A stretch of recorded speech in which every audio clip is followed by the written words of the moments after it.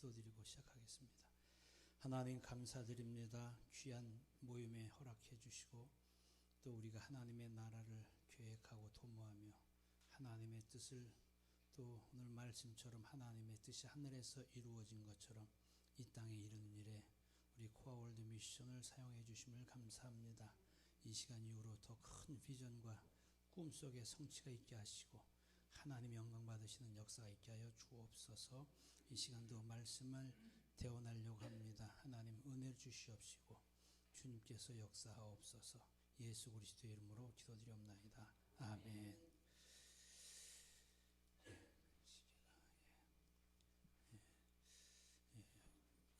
우리 이시연 목사님께서 목회에 대해서 말씀하시든 선교에 대해서 말씀하시든 성경 66권 중에서 하나를 하라 그러시는데 아무리 가도 할 수 있는 게 없는 것 같아가지고요. 그래도 그냥 어제도 새벽에도 제가 새벽에 영상을 봐서 찬양들 하시는 것처럼 찬양하면 다 18번지가 있지 않습니까? 그런 것처럼 목사님들도 또 우리 예수님 믿는 사람도 자기가 좋아하는 성경 구절이 있듯이 자기가 좋아하는 성경책이 있지 않을까 그런 생각을 하면서 저는 오늘 베드로 전 후서를 저는 이렇게 말씀을 드리고 싶습니다. 그런데 시간이 굉장히 많이 주셔서 이 짧은 거를 그 많은 시간에 어떻게 다 전해야 될지 모르겠어서 절묘하게 무조건 시간 되면 끝나겠습니다. 말하다가도 마침표 없이 끝나도록 그렇게 하겠습니다. 제가 베드로 전 후서를 베드로서를 좋아하게 된 이유는 일단 베드로서는 쉽습니다. 그냥 한글이기 때문에 쉽고 우리 또 베드로의 실력이 그렇게 사도 바울처럼 깊지 않기 때문에 누가 읽어도 은혜가 되고 특별히 우리가 잘 알듯이 베드로는 예수님의 제자로서 그 학문이 없기 때문에 우리 잘 알듯이 뭐 그 전체적으로 말씀드리는 건 아니지만 서론적으로 실루아노가 대필해서 썼지 않습니까? 그럴 정도로 그는 필요한 말만 했을 것 같다라는 생각이 들고 읽어보면서 그렇습니다. 그래서 베드로전서 5장, 베드로후서 3장인데 그 8장 안에 그 모든 신학적인 내용, 조직 신학의 그 모든 신론서부터 종말론까지 다 들어있고 특별히 종말에 대한 예수 그리스도의 재림에 대한 확실성을 갖고 있는 그것을 보면서 오늘 이 시대에는 저도 들은 얘기입니다. 강남에 계신 분들은 예수님의 재림을 좀 이따가 오고 저 지방이나 시골에부터 오라고 그런다고 합니다. 그리고 그들은 옛날에는 회식할 때 들면 위하여 게다발 그다음에 가족같이 여러분 가족같이 아시죠? 그거는 좀 이상해서 말하지 않겠습니다. 저는 가 그러면 뒤에서 이렇게 발음을 하는데 그렇게 해서 회식을 했었는데 요즘은 네. 우리는 다 가족 아닙니까? 제가 가 하면 여러분 뒷말을 해야 됩니다. 가! 네, 그렇다는 거죠. 네, 그렇다고 그러죠. 그래서 요즘은 이제 그런 걸 지나서 이제 이대로랍니다. 그냥 한 잔 딱 들고서 이대로 뭐냐면 이대로 늙지 않고 또 예수님 재림 오지 않고 이대로 살게 해달라고. 왜? 먹고 살기가 너무 편하고 좋으니까. 그래서 그래서 뭐 그쪽에는 그렇다고 말하지만 여전히 베드로는 예수 그리스도의 그 승천을 목격하면서 다시 오실 예수 그리스도를 기다리고 또 고난이 있었습니다. 그 네로의 박해의 마지막 부분에 베드로가 거기 겪으면서 이 전서를 쓰고서 한 2년 만에 순결했는데 마지막 그가 하는 말은 바로 다시 오실 예수 그리스도를 계속 말했다는 거. 그래서 요즘 시대에는 좀 더 말해야 될 때가 아닌가 생각을 하고 또 우리 베드로는 좀 우리에게 좀 위로가 되는 것이 성령 받기 전에 베드로는 성격이 급하고 또 그리고 좋게 말하면 결단력이 있고 또 그다음에 실행력과 리더십이 강력 같은 사람이죠. 그리고 그는 선주였습니다. 선장하고 선주는 다르죠. 그렇죠? 첫째 글씨가 다르고 두 번째 뜻이 다르고 선주는 배를 소유하고 있는 분입니다. 선주는 그 지역의 유지와 같은 사람입니다. 그리고 그 배를 이제 맡기는 이제 선장과 선원들이 있는데 선주가 되기 위해서 얼마나 많은 노력을 했겠습니까? 그의 가족에 대한 이력은 없지만 선주가 되면 굉장히 그 기상과 이런 날씨에 민감하겠죠. 그리고 빨리 결단을 내리지 않으면 배가 좌초되고 많은 피해자가 나기 때문에 성격이 급하지 않고 싶어도 급할 수밖에 없는, 빨리빨리 처리하지 않으면, 우리도 그 해마다 무슨 태풍 오고 그러면 이 제주도에 배가 그냥 다 들어와가지고 배 정박해서 서로 배끼리 묶어놓고 그러고 있는데 결정적으로 다음날 보니까 배가 다 없어졌더래요. 배끼리는 다 묶었는데 지상에는 이 닷 같은 고정 거기다가 이걸 묶어놓지 않아갖고 바람이 다 쓸려 내려갔다고. 이제 그런 것처럼 정말로 바쁘고 그럴 수밖에 없는, 이제 그게 이제 조상 대대로 내려오다 보니까 그랬는데, 그랬던 그가 성령을 받고 나서 변화된 삶이 베드로 전후서에 그대로 녹아져 있다라고 하는 거죠. 그래서 베드로 전후서를 보면서 뭐 여러 가지 뭐 신학교에서도 배우고 하는 거 있지만, 저는 이걸 읽으면서 제가 은혜 받고 깨달았던 거 그냥 제 얘기다, 제 생각을 하시면서 그냥 들어주시면 감사하겠습니다. 베드로 전서의 1장 2절에 보면은 예수 그리스도의 그 피뿌림이라고 하는 단어가 나옵니다. 베드로는 예수님을 믿고 구원을 받았는데 예수 그리스도의 피뿌림을 얻기 위해 택하심을 받았다. 그럼 결국 이 피를 뿌려야 된다는데, 이 피라고 하는 것은 레위기 17장에 보면 피에는 생명이 있다 그렇고, 그 다음에 14절쯤에 가면 피와 생명은 하나라, 같은 동격이라는 거죠. 그러니까 결국은 예수의 피 뿌림이라는 것은 예수의 생명을 얻기 위해서 구원함을 얻었다는 거죠. 그래서 우리 오늘 그 목사님께서 그 우리 그 코아, 네, 제가 영어가 짧아가지고 코아만 했습니다. 그 비전을 말씀하는 것은 결국은 그 피의 생명의 은혜에 감사해서 하는 거죠. 은혜에 감사해서 우리가 충성하는 것이지 내가 뭔가를 하나님을 위해서 하겠다는 것이 아니죠. 받은 것이 있기 때문에 그것에 대한 보답으로. 그래서 우리가 헌금을 드리든 충성을 하든 뭐 헌물을 드리든, 그 새벽에도 보니까 우리 그 성함을 잊어버렸는데 그 회장님, 그 회장님께서 왜 이런 일이 나에게 막 왔느냐 막 그러면서 그 회장님들이 삼성 같은 데서 한번 하면은 돈을 뭐 몇 조씩 쓸 수 있는데 이런 조그만 데서 우리가 이런다고, 그 은혜에 젖어 있기 때문에 그분들이 감사해서 할 수 있는 것이 이거라도 한다는 거죠. 마치 그 예수님 손에 얹어진 그 소년의 떡 5개 물고기 2마리와 같은, 그것이 5,000명을 먹이고 12광주를 남기는 큰 이적을 행하는 것처럼, 이 피뿌림이라고 하는 그 표현이 좀 약간 옛날에 그 하여간 좋은 단어는 이단들이 다 갖다 써갖고요. 피뿌림, 피가름 뭐 이런 거 들어보셨죠? 저 어디 쪽하고. 근데 그것이 이제 성경에 나오는 부분인데, 이 피뿌림이라고 하는 것은 결국은 창세기 3장 인간이 타락한 이후부터 나오기 시작한 것이 피 사건 아닙니까? 마지막 계시록까지. 그 핵심이 이제 출애굽기 13장에 그 짐승의 피를 흘리고 쭉쭉 넘어오다가 결국은 예수 그리스도의 십자가의 보혈에서 정점을 찍고, 그리고 그것에 대한 적용을 성령께서 역사해서 그 심령에 팍 뿌려졌을 때 그 은혜에 다 무릎을 꿇을 수밖에 없는 거죠.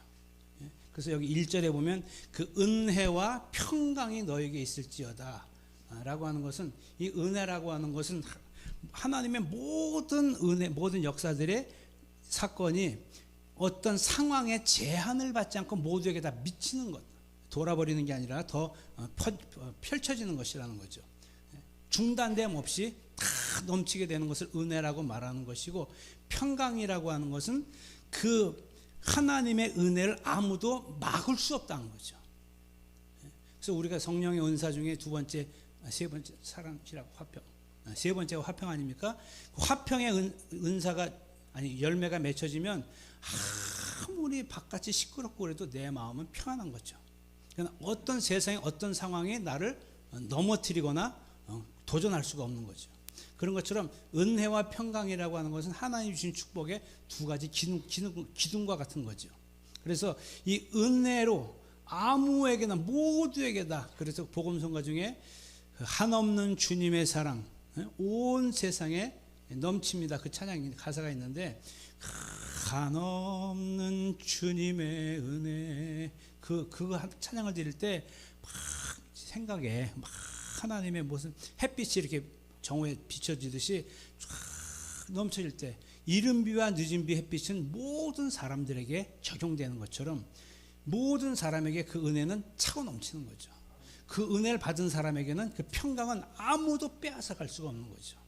그 히브리서 2장 14절에 사망의 세력을 잡은 자 마귀를 예수님이 없애신 이유는 사람들이 죽기를 두려워함으로, 그러니까 모든 사람들은 일평생 죽기를 두려워하는 그 두려움 속에 있는데 주님의 평강이 오면 그 죽음을 초월하는 거죠.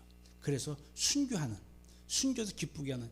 몇 년 전에 그 이란 청년이 붙들려서 크레인에 이제 목이 베서 이제 순교형을 당하는데 이제 손을 뒤로 묶고서 밝은 표정으로다가 이렇게 빠이빠이 하는. 그 어디 갈 때 우리 제주도 이렇게 올 때 갔다 올게 하는 것처럼 그런 표정으로. 근데 박효진 장로님 말씀 들었겠지만 그 사형수들이 포악한 사형수라도 사형 당하는 날에는 걸음을 못 걸어서 그 옆에 있는 교도관들이 끌고 갈 정도로, 그리고 막 대소변을 지리고 욕을 하고 막 벌벌 떤다 그러잖아요. 근데 예수님을 만난 사람은 찬송을 부르고 마지막으로 부탁의 말이 있는데, 여러분 내가 죄 지은 거는 내가 죄송하지만 나처럼 여러분도 예수 믿고 구원받으라고 담대하게 선포하는 게 그 평강이란 말이죠. 은혜와 평강의 그 핏뿌림이 딱 뿌려지는 순간 그 사람에게는 새로운 일이 벌어지는 거죠. 그래서 그 사람의 신분을 알게 되고 그 다음에 사명을 깨닫게 되는 거죠. 오늘 우리 오전에 말씀하신 목사님 말씀처럼 그 계속 같은 이제 맥락은 그렇게 되는 거죠. 하나님 말씀은 다 결국은 예수님에게로 가는 거니까. 많은 사람들이 오늘날 우리 신분, 나의 신분이 뭐냐 이거죠. 나의 신분. 예수를 영접하면 하나님의 자녀가 되는데, 하나님의 자녀로 끝나는 것이 아니라 로마서 8장에 보면 자녀이면 후사, 예수 그리스도와 함께한 후사라 그랬어요. 그 예수 그리스도와 함께하는 후사, 후계자가 되는 거죠. 우리의 신분은 후계자인 거예요. 후계자. 근데 이 함께라고 하는 것은 그 킹 제임스 성경, 영어 성경에 보면 공동 후계자라는 표현이 돼요. 공동 후계자. 여러분 요즘 그 옛날에는 다 무조건 남편 이름으로 집을 했는데 요즘은 반반 공동. 그래서 집을 못 팔아요 도대체. 아내가 안 찍어주면. 그래서 공동 후계자. 그만큼 어떻게 예수 그리스도와 내가 어떻게 공동 후계자의 반열에 올라갑니까? 구원만 받아도 진짜 영원히 행복한 건데, 사도 베드로는 이걸 안 한 거예요. 왜? 그 피 흘림의 예수님의 십자가 사건을 다 봤잖아요. 그 전에 자기 성격대로 다른 사람은 다 주를 부인할지라도 나는 주를 부인하지 않겠습니다라고 막 했다가 3번이나 부인하고 또 그렇게 해서 무너졌던 자기의 모습. 그렇지만 그렇게 무너졌던 그도 회복된 것이 누가복음 24장에 예수님께서 사탄이 베드로를 달라고 밀가루로부터 청구했으나 네가 떨어지지 않길 내가 중보기도 했고, 그리고 네가 돌이킨 후에 많은 사람을 주께로 인도할 것이다. 그래서 수제자라고 하는 것이 그냥 된 것이 아니라 결국은 예수 그리스도의 중보기도에 의해서 되어졌다는 거죠. 그래서 그 신분은 바로 우리의 신분은 예수 그리스도와 함께하는 후계자. 그래서 우리는 어디 가서 천국에서, 바라던 천국에서 그 후계자의 상급을 받는 거죠. 그래서 장차 나타날 영광에 비하면 현재 고난은 족히 비교할 수 없다. 그래서 이 베드로의 베드로 전서 4장에 보면 고난에 대해서 많이 설명하고 있는데, 그 고난에 대한 부분들을 그는 쓸 수 있는 거예요. 왜? 예수 그리스도와 함께 후계자로서 천국의 소망, 그 보좌 우편에 자기들도 싸워봤잖아요. 누가 크냐? 세베대 아들들의 어미는 세베대와 어떤 관계가 될까요? 세베대의 아들들의 어미는 세베대와 부부관계입니다. 네. 가끔 이렇게 성경을 왜 그렇게 했나 그랬더니 읽다가 자꾸 우리가 졸아서 그런 거 아닌가. 하여간 그렇게 중요한 의미를 해서 자기들이 자리를 갖고 싸워봤는데, 그랬던 우리가 어떻게 공동 후계자의 자리에 가서 천국에 가느냐. 그래서 그 천국에 가기까지 그냥 가는 것이 아니라 나의 그럼 사명은 무엇이냐. 마지막 사명은 뭐냐. 그 사명은 결국은 이 베드로전서 2장 10절에 보면, 9절 하반절에 보면 그의 기이한 빛에 들어가게 하신 이의 아름다운 덕을 선포하는. 다시 말하면 전도와 선교를 사명이 되는 거죠. 그러니까 우리가 이 직업이라고 하는 영역은 아무런 이 땅에서 우리가 나는 목회라는 게 하나님의 뜻입니까? 사업하는 게 하나님의 뜻입니까? 이거는 하나님 앞엔 아무런 의미가 없다는 거죠. 그것을 통해서 얼마나 하나님의 나라를 세우고 확장할 것이냐. 그래서 그 주의 종으로 부름 받은 자는 주의 종으로 하는 것이고, 사업의 영역에 있는 분은 사업에, 정치에 있는 분은 정치에.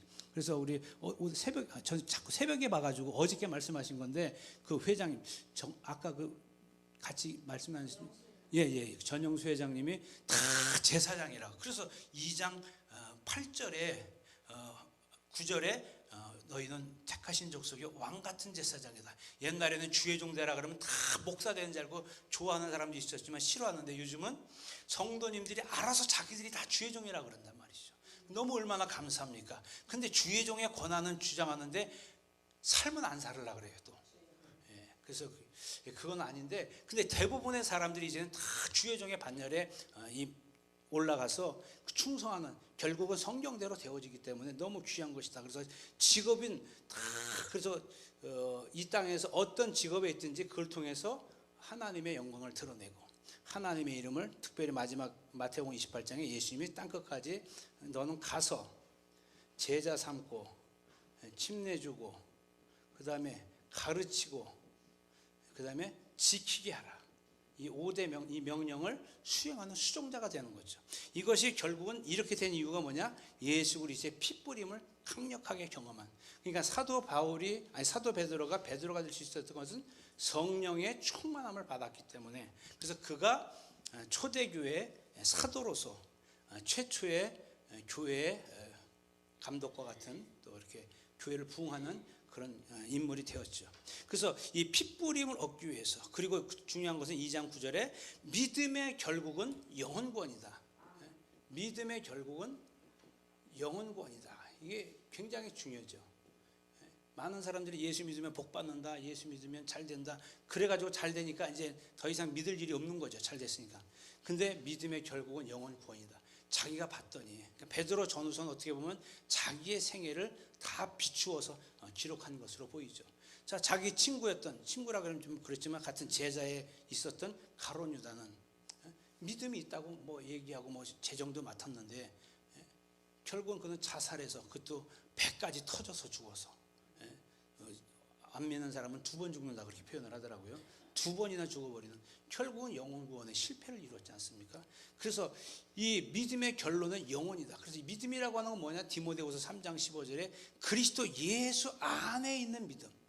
그 예수 그리스도 안에, 그 요한복음 6장의 40절에 보면 내가 온 것은 내 뜻을 행하러 온 것이 아니라 내 아버지의 뜻을 행하러 왔다 할 때, 그 아버지의 뜻은 뭐냐? 내게 주신 자를 하나도 잃어버리지 않고 마지막 날에 다시 살리는 거다.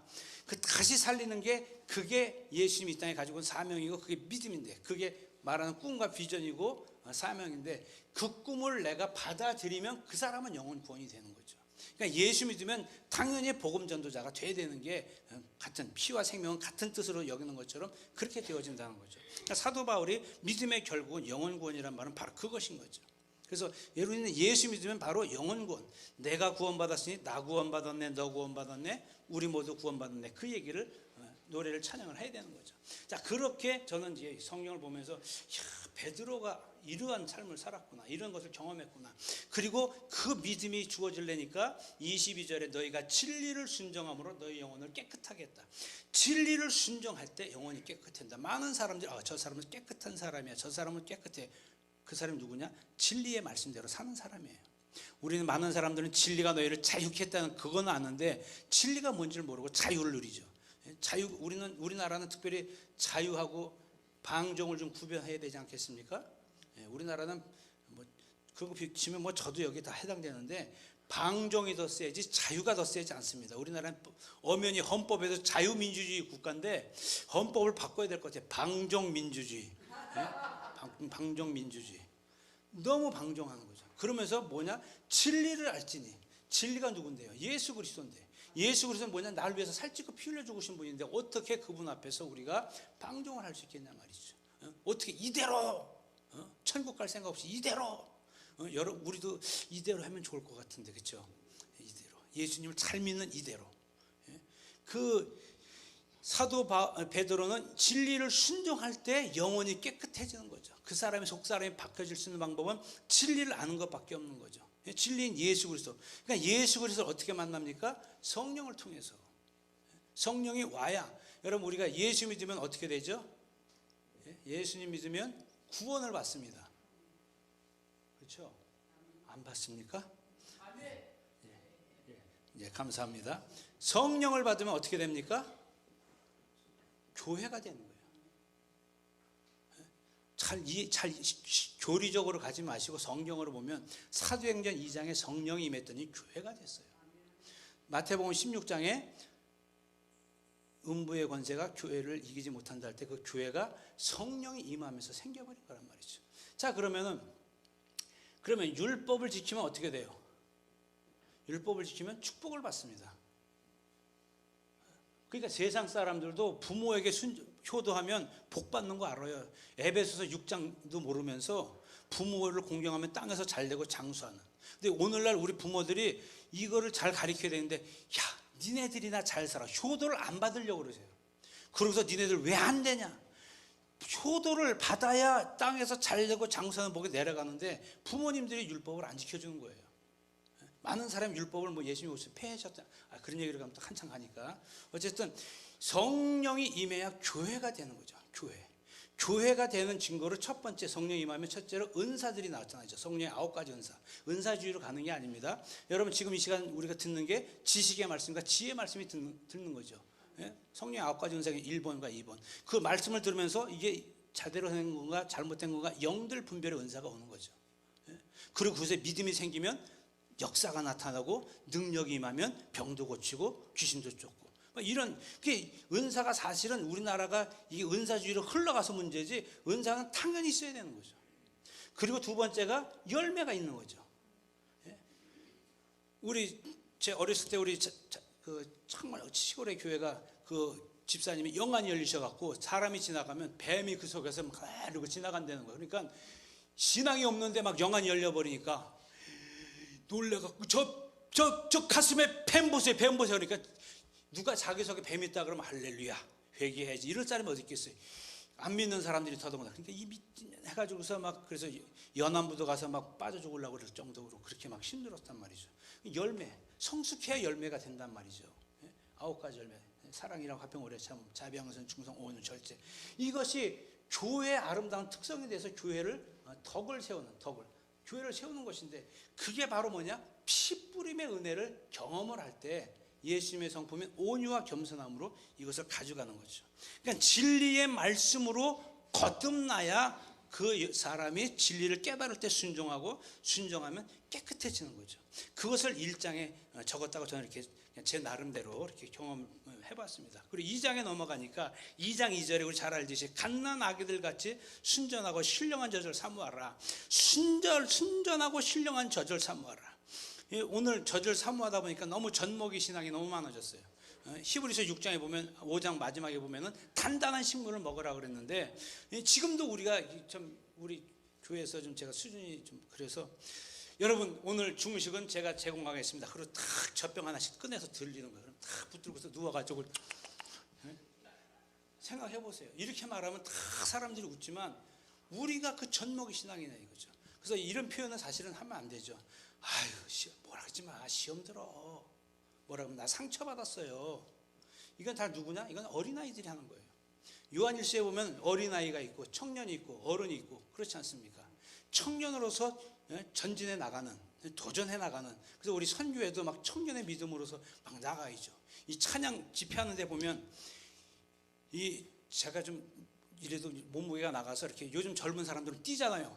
발바닥이 땅에서 떨어지질 않습니다. 이게 저는 만류의 인력 법칙이 너무 세갖고 이게 뛰질 못해. 10대 20대는요 스프링입니다. 탁 계속 1시간이고 와 그리고 끝나면 이제 졸려갖고 또 자 설교 시간 자다가 또 찬양하면 또 일어나서 또 뛰고 저는 그게 안 되는데 그만큼 청년의 신앙이 좋은데 여기서 말하는 사도 바울은 그 초대교회 초신자들 향해서 말씀하는 거잖아요. 그래서 그가 이제 마지막 베드로후서 마지막 장에 보면 마지막 절쯤에 가면은 그리스도를 아는 지식에서 자라가라. 그래서 단단한 식물을 먹어야죠. 여러분 오늘 아침에 죽 잡섰으니까 점심은 좀 이렇게 뭐 쓸든가 뭐 이런 걸 먹어야 되지 않겠습니까? 아니면 제주도니까 뭐 탕탕이 뭐 이런 거라도 좀 먹어야 되는데 애들 탕탕이 줘 보세요. 바로 그냥 죽고 그 부모는 경찰서 가야 되죠. 예, 그런 거죠. 그러니까 순전하고 신령한 자를 사모하라. 제일 여기서 중요한 것은 이 사모함이죠. 그래서 오늘날은 누가 제일 많이 사모합니까? 목사님, 사모님. 그래서 사모님이에요. 다 사모한다. 신령한 자를 사모하는, 진짜 사모함을 갖기가 너무도 어려운 시대입니다. 너무 풍성하기 때문에. 그래서 3절에 주의 인자하심을 맛보았으면, 예? 맛보았으면서, 그래서 맛집이 여기서부터 나온 것 같아요. 예? 맛보았으면 그렇게 하라. 그러면서 9절에 우리는 택하신 족속이고 거룩한 제사장이고 왕 같은 제사장, 거룩한 나라에 그의 수요된 백성이니 우리를 어두운 데서 흑암에서 불러내어서 그의 아름다운 나라를 들어가게 하는, 골로새서 1장의 말씀처럼 그의 기이한 빛에 들어가게 하신 이 아름다운 덕을 선전하게, 선포하게 전도자로 만들었죠. 그래서 자기가 이전에는 국류를 얻지 못했지만 지금 자기는 국류를 얻은 자로다. 자, 이 사도 베드로는 이 국류라는 단어가 굉장히 와서 다 알 겁니다. 그렇죠. 다른 사람은 몰라도 나는 주를 부인하지 않겠습니다. 주는 그리스도시요 살아계신 하나님의 아들입니다. 얼마나 대단했습니까? 근데 그 계집종이 너도 예수 한당이지? 나 몰라. 네가 말하는 말이 그런데 난 몰라요.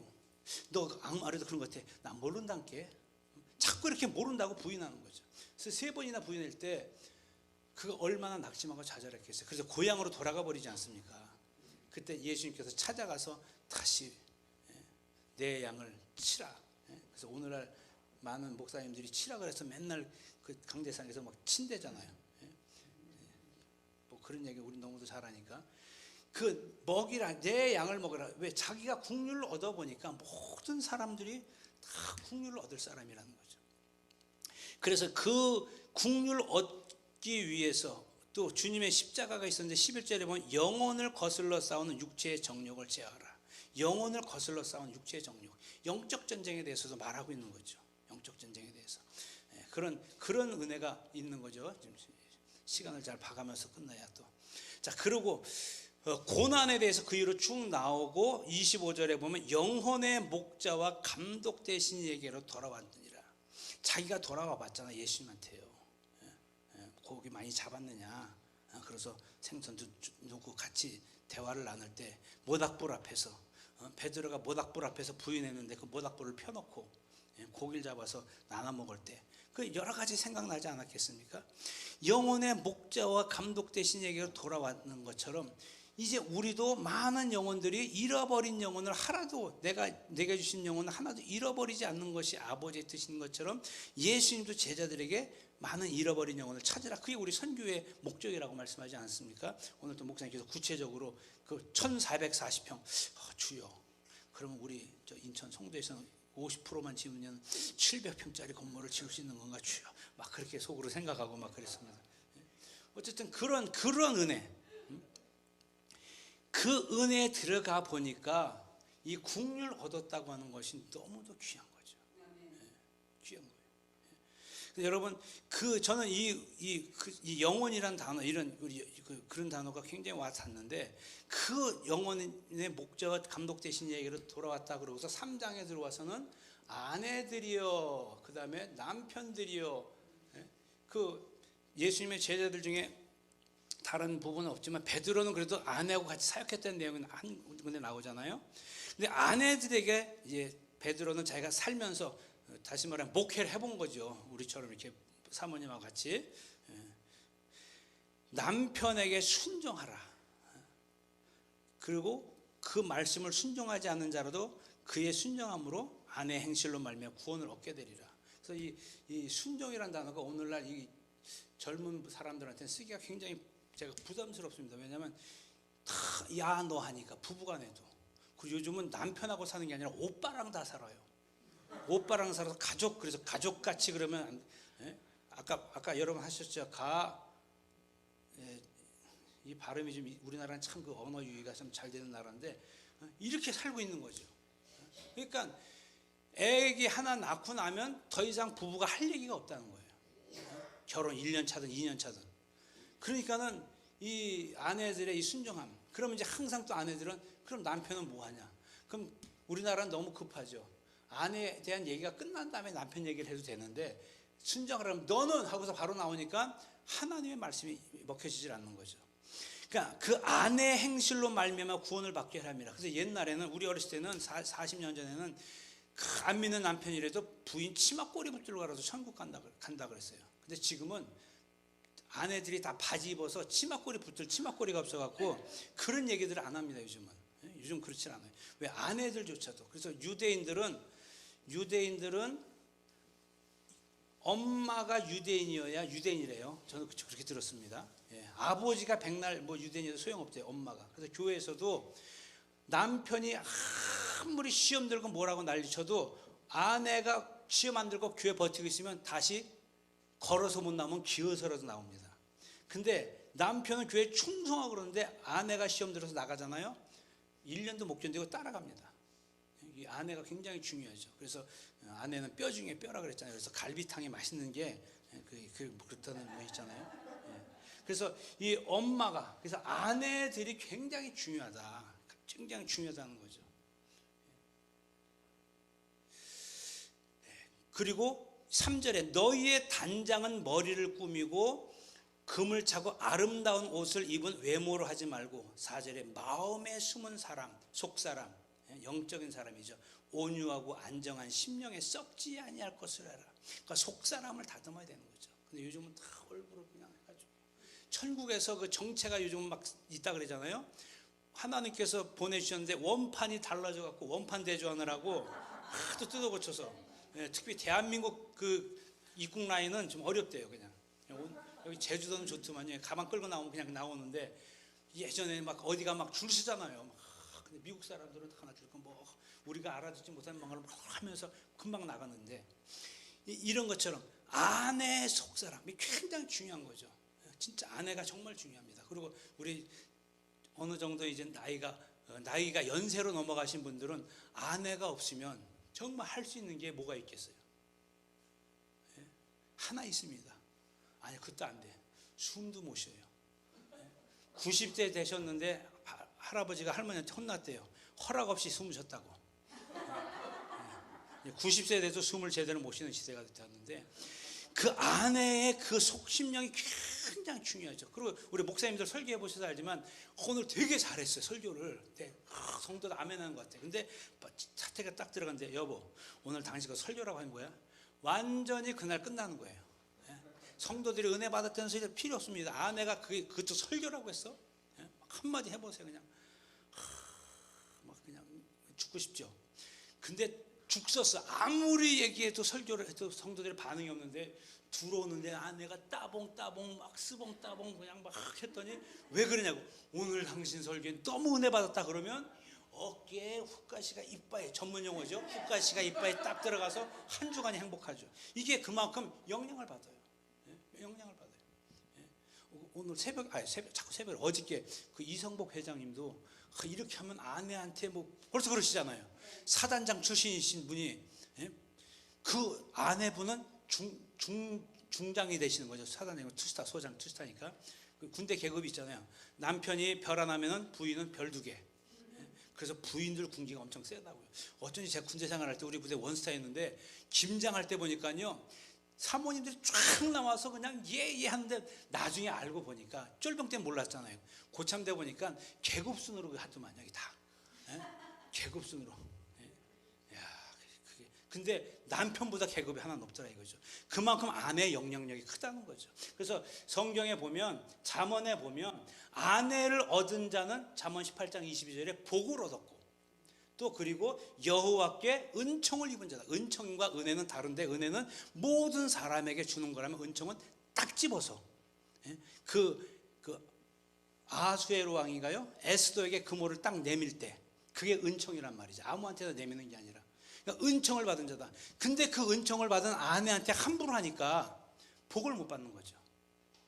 근데 그러려면 또 아내한테는 복을 받게끔, 사랑을 받게끔 해야 된다는 거죠. 그러니까 이거를 서로가 아니라, 이 베드로는 이것이 목회하면서 이것이 자기는 깨달아졌던 것 같아요. 그러면서 우리가 잘 아는 사라는 남편을 주라 불렀다. 그렇게 말하면서 자기를 단정하는 것이 뭐냐? 단장이 뭐냐? 얼굴 두들겨 고치는 게 아니라 남편을 세우는 게 단장하는 거라는 거죠. 남편을.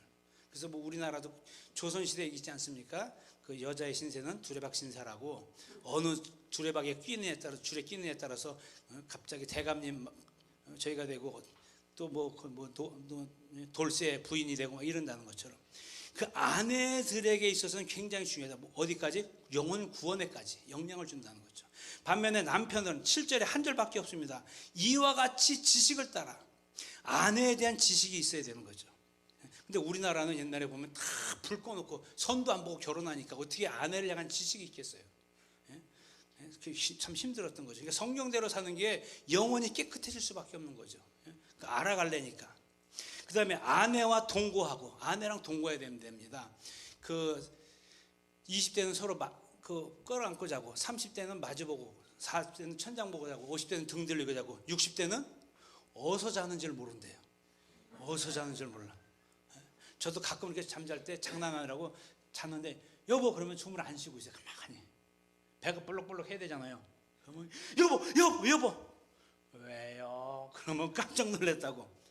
이제 나이가 그런 나이가 돼가지고 숨을 제때때 쉬어줘야 됩니다. 우리가 동거하는 게 굉장히 중요한 이유가 뭐냐면, 화장실에 새벽에 왔다 갔다 하다 보면 그런 얘기 있다 그러잖아요.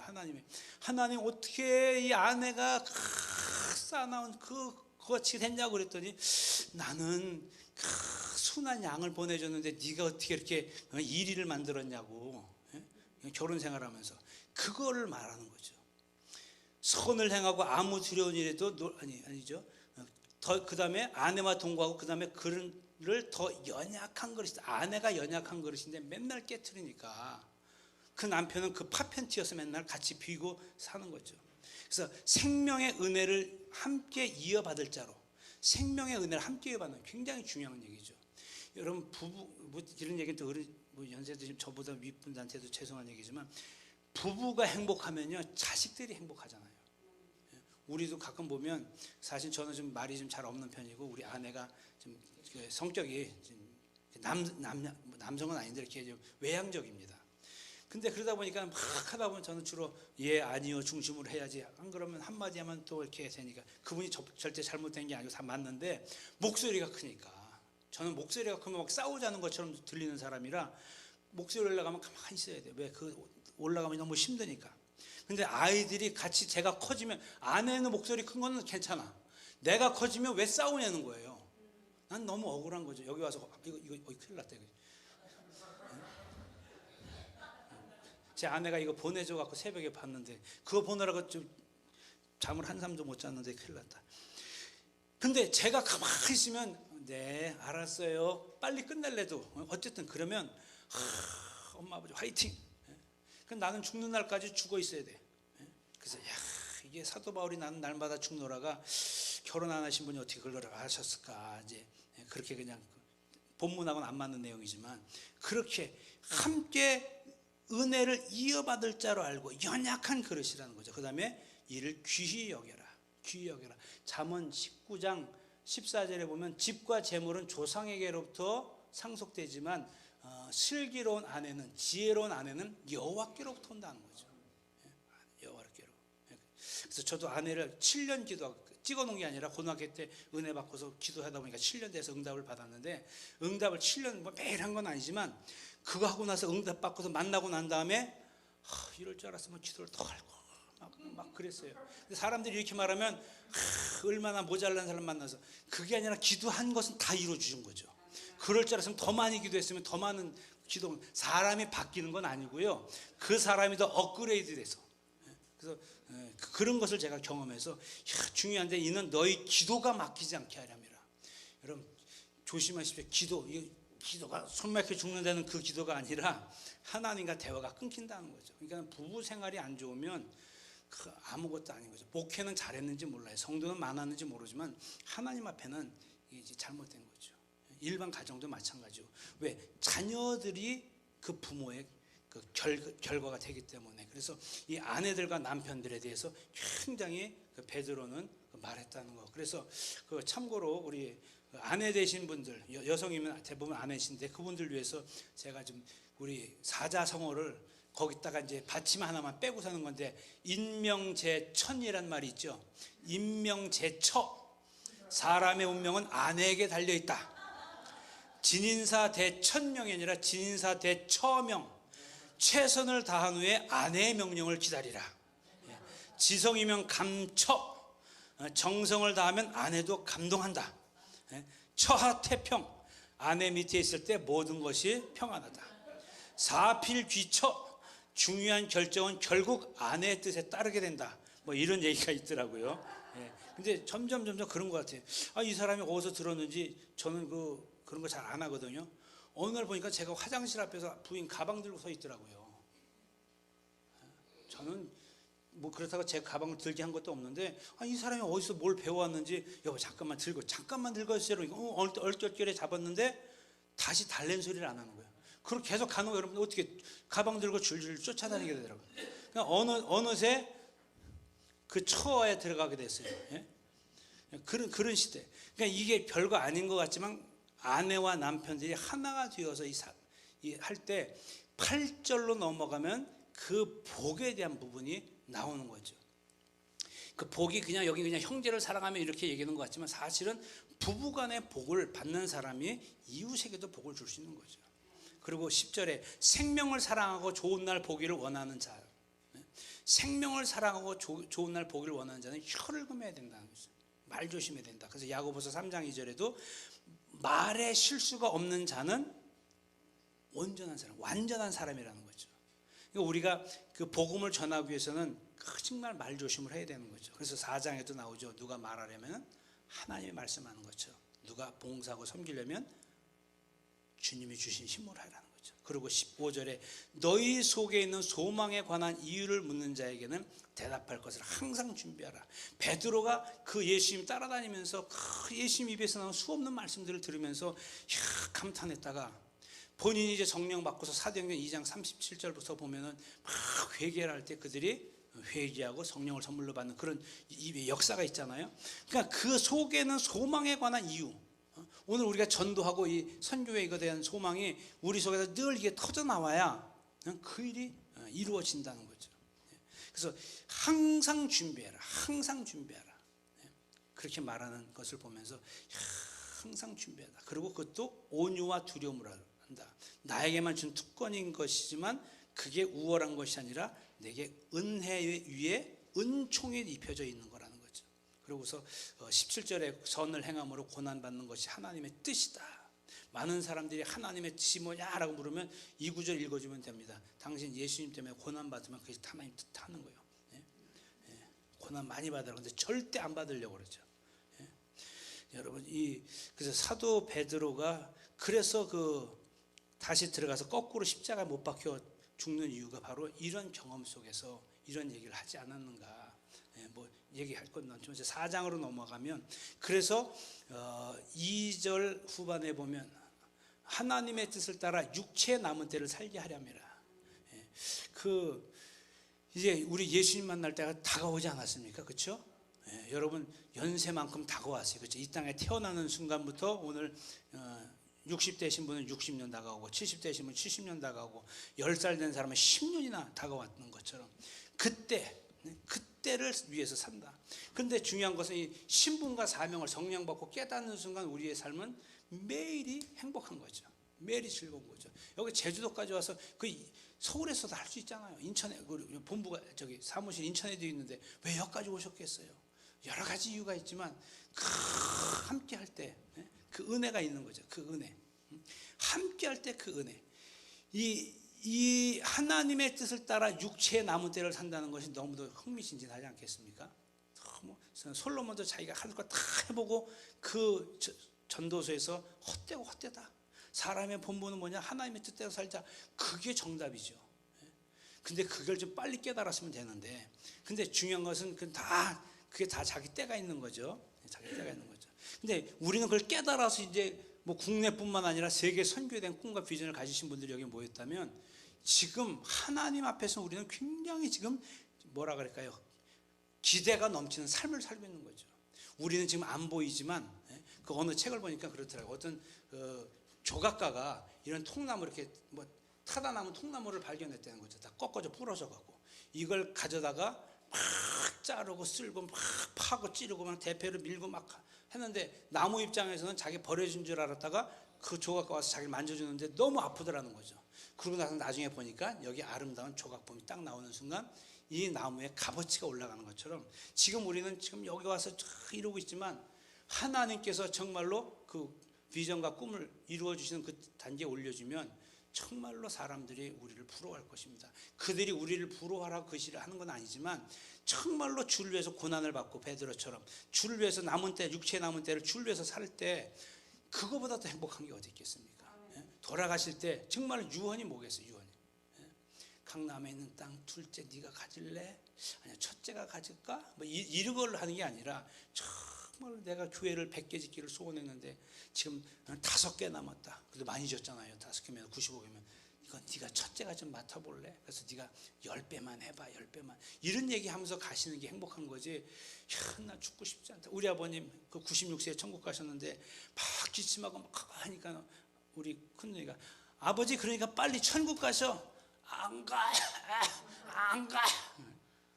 그러면 어떻게 할 거예요? 안 가. 나랑 같이 갈까? 그러니까 그래. 저희 큰누이가 60 넘었는데 그 60 되신 분이 30년을 더 살아야 되는데 그러면 아버님처럼 그렇게 이 땅에 아버님도 이제 천국에 소망이 있지만 너무 늦게 믿으신 거에 대한 아쉬움이 있는 거죠. 자, 그리고 중요한 것은 5절에 그들이 산자와 죽은 자를 심판하기로 예비하신 에게 사실대로 구하리라. 베드로는 처음 예수 믿고 마지막 예수님 앞에 서고 예수님의 재림의 그때를 바라보고 있기 때문에 이거를 굉장히 기대하고 사는 거죠. 그래서 만물이 마지막에 가까웠으니 그러므로 너희는 정신 차리고 근신하여 기도하라. 마지막 때 해야 될 일은 정신 차려야 되는 거죠. 정신 차려. 두 번째 근신한다. 근신하는 것은 다 다른 일을 물리고 이렇게 한적한 곳에 와서 정말 하나님의 일을 계획하고 그다음에 중요한 것은 기도해야 된다.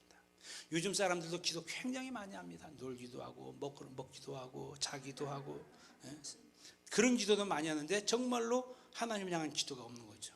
그래서 서로 마지막 때는 서로 사랑해야 된다. 우리 연합에 대해서 오늘 많이 말씀해 주셨는데 바로 연합이죠. 선교회는 연합이 안 되면 안 되는 거죠. 저도 사실 연합을 잘 못하는 목사인데 한 몇 달 전에 제 입에서도 연합을 이제 해야 된다. 마지막 때는 그러고 나서부터 저도 이제 정신 차리고 있는데 우리 목사님을 만나게 된 거예요. 그리고 한두 달 있다. 근데 목사님 뵈니까 뭐 제 가랑이가 막 찢어져도 그 안 되겠는데 허기에 뭐 그걸 같이 가면 그 이상한 거죠. 그렇죠? 그 길에 먼저 들어서신 분. 그런 그 연합을 통해서 배우고 섬기면서 서로 사랑하는데 서로 사랑하는 방법이 두 가지라 그랬잖아요. 말로다가 잘 칭찬과 격려해주고 또 대접해주는 거죠. 봉사하는 거죠. 서비스 해주는 거죠. 이것 우리가 오늘날 말과 그 대접해주는 게 굉장히 중요한 시대에 와 있죠. 결국은 복음을 위해서. 그렇게 저는 깨달은 거죠. 그리고 5장에 넘어가면 양무리를 쳐라. 또 하나는 양무리의 본이 되라. 우리가 두 가지 되는 거죠. 양무리를 치라. 양육하라. 양무리의 본이 되라. 우린 본도 돼야 되지만 쳐야 되는 거죠. 부지런히 쳐야 됩니다. 왜? 마귀가 우는 사자같이 두루 삼킬 자를 찾는다. 영적 전쟁을 해야 되는 거예요. 영적 전쟁. 그래서 베드로 전서는 이렇게 저는 이렇게 보고서 느끼고 베드로 후서로 넘어가서 그 중요한 것은 1장 4절에 신성한 성품에 참여하는 자가 되려 합니다. 이전 개혁 성경에는 신의 성품에, 저는 그게 더 의미가 좋은데 신성한 성품, 하나님의 성품에 참여하는. 그러니까 아까 말씀드렸던 그 우리나라도 초대교회 은사가 임했는데 그 열매가 없다는 것은 그분의 예수님이 온유하고 겸손한 성품이 안 왔기 때문에 본대로 들리는 대로 자기 성격되는 거죠. 아유 그렇게 하지 마라 그랬는데 우리 어르신들은 옛날에 죄송합니다 이해해 주십시오. 우라질 옌병아 이게 그냥 표준어잖아요. 거의 뭐 좋으면 지랄하고 있네 이잖아요. 야 너 좀 지랄 좀 그만해. 이제 근데 처음 오는 사람한테 그렇게 말하면은 얼마나 상처가 되겠어요. 그 다음에 은사가 있고 막 보인되는 사람이 너 지랄하지 마라 그러면 이게 무슨 소린가 얼마나 충격되겠어요. 근데 그때 그 언어가 성령의 언어로다가 사랑의 언어로 바뀌어지면 예수님의 성품 온유와 겸손함으로 정말 따뜻하게 해주면 그 은사는 교회를 세우는 거 아닙니까? 권면과 위로고 예언이. 그런 것처럼 그 신성한 성품에 참여하도록 우리가 잘 아는 믿음의 덕을 덕에, 지식을 지식에, 절제에 절제, 인내 인내, 경건함을 경건에, 형제 우애를 형제 우애에 사랑을 더하라. 이런 부분들을 막 하면서 마지막 때 그 사랑이 십자가 사랑이다. 우리는 도덕적인 윤리적인 사랑이지만 이 예수님의 피 뿌리기까지, 자기를 살찌고 피 흘려 죽기까지 피 뿌림의 은혜. 그래서 내 피를 받아 마셔라, 내 살을 받아 먹어라. 성찬식도 바로 그런 거 아니겠습니까? 그러한 그 은혜 속에서 지금 베드로는 베드로 후서를 기록하고 있고, 그 다음에 2장에 넘어가서는 거짓 선지자들과 거짓 선생들에 대해서 쭉 기록하고 있지 않습니까? 그러니까 이 마지막, 그다음에 여기서 드리고 싶은 말씀은 이거죠. 그 14절에 뭐 여러 군데 말씀드리고 싶은데, 음심이 가득한 눈을 가지고 범죄하기를 그치지 아니하고 굳세지 못한 영혼들을 유혹하며, 특별히 탐욕에 연단된 마음을 가진 자들. 오늘 이 시대에 탐욕에 연단돼. 그래서 이게 뭐냐?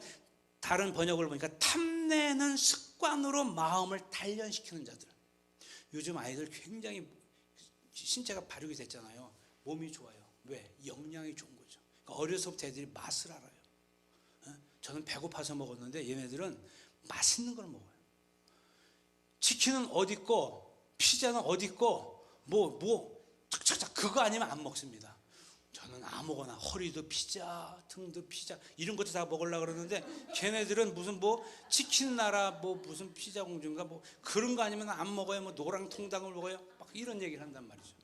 그러니까 아이들이 어려서부터 이걸 꼭 탐욕이라고 해서, 여러분 그 성경에 보면 하나님의 것은 참된 것이라고 말하고, 그 다음에 세상의 것을 불의한 것이라고 말합니다. 불의한 것은 부정부패하고 이래서 불의하다기보다는 영원한 것에 쓰는, 이 시간들이 굉장히 우린 참된 시간을 하는 거예요. 근데 여기 와가지고 막 노래 불러, 노래도 그 찬송가가 아니라 약간 거시기 노래 있지 않습니까? 그거 불러가면서 막 그러면 이거는 불의한 거란 말이에요. 그런 거 가끔 할 수 있잖아요. 건전가요. 그건 누가 만들었는지 모르지만. 근데 여기서 말한 것처럼 그 육신의 소욕, 육신의 정욕, 안목의 정욕, 이생의 자랑이 어렸을 때부터 길들여져서, 메이커가 아니면, 죄송한 얘기지만 그 어느 집에 아들이 있고 딸이 있는데, 아들은 항상 프리미엄 아울렛 이런 데 가서 사줘요. 옷 아래 위를. 그러니까 걔는 뭘 입어도 착 흘러. 딸은 꾸빵 그런 데서 그냥 10,000원에 그냥 똑같은 색깔 3개, 똑같은 거 양말 몇 개. 그러니까 걔는 항상 똑같은. 너 옷 안 빨아주냐? 이거 새 거예요. 야, 근데 어저께도 입고 왔잖아. 그것도 빨았죠. 그게 뭐야 이거는? 엄마가 3개 사줬어요. 한 번에 1+3래나요? 해가면서 막 예를 들어서 이렇게 말한단 말이죠. 그러니까 이렇게 막 차별되게 키우니까, 그러니까 큰애는 그거 아니면 안 입는 거예요. 왜? 그거니까. 여러분, 첫째가 사람들이 보면 되게 한 명, 외동은 그냥 버릇도 없고 예의도 없고 자기만 한다 그러잖아요.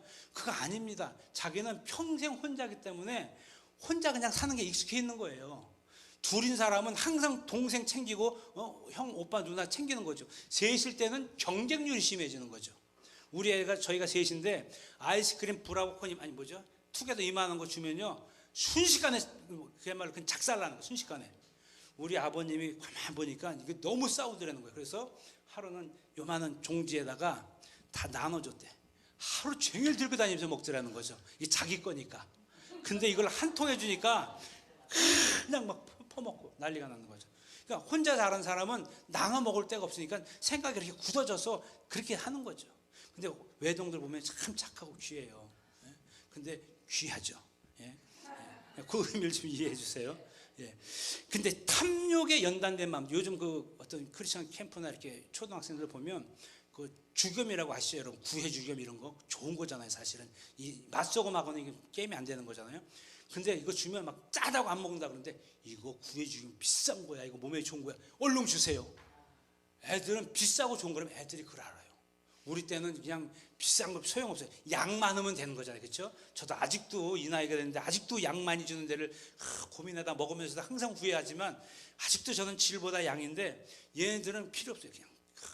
그냥 그게 모든 게 잘못됐다는 게 아니라, 그렇게 먹고 하나님을 향해서 간다면 그게 정말로 경건의 훈련이 되어지는 건데, 그게 탐내는 습관 같은 거, 먹고 또 먹고 먹고 또 먹고 그 세상으로. 근데 오늘날은 이게 익숙해져 있는 거죠. 익숙해 있어.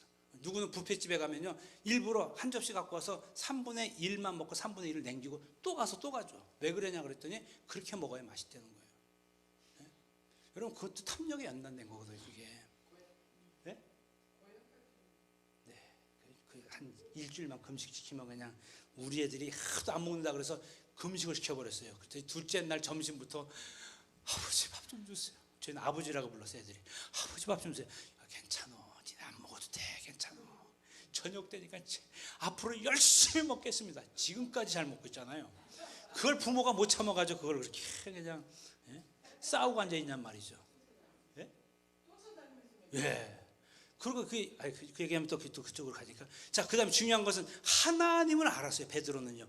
그 3장 5절에 보면 이는 하늘이 옛적부터 있는 것과 땅의 물에서 나와 물로 성립된 것도 하나님의 말씀으로 된 것. 그러니까 베드로는 무식한 거 글만 모르다 뿐이지 신학으로 말하면 신론도 알고요. 인재론도 알고 자기가 죄송합니다.